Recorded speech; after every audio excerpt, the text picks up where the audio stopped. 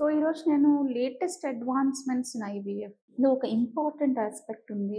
New అడ్వాన్స్‌మెంట్స్‌లో ఒక new therapy ఒకటి వచ్చింది. దాని గురించి మాట్లాడతాను. అదేంటి అంటే స్టెమ్ సెల్ థెరపీ.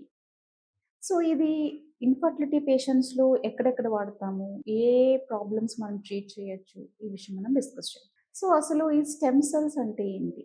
ఈ స్టెమ్ సెల్స్ అంటే ఏంటి అంటే, ఈ నార్మల్‌గా ఈ సెల్ అనేది రకరకాలుగా మల్టిప్లై అయ్యే ఛాన్స్ ఉంటుంది. ప్లూరిపోటెంట్ స్టెమ్ సెల్స్ అంటారు. అంటే ఏ సెల్ లైన్‌లో ఉంటే ఆ సెల్ లైన్‌లోకి అది డీవియేట్ అయ్యి గ్రో అయ్యే అవకాశం ఉంటుందన్నమాట.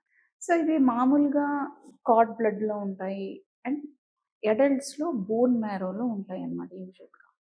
సో, ఈ స్టెమ్ సెల్‌లు ఏదో ఒక సెల్‌లోకి మారే అవకాశం అనేది ఉంటుందన్నమాట.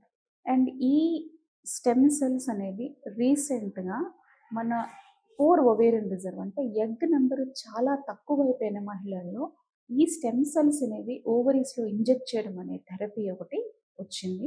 It is still in research setting but still ఆ థెరపీస్ అనేవి మనం స్టార్ట్ చేశాము.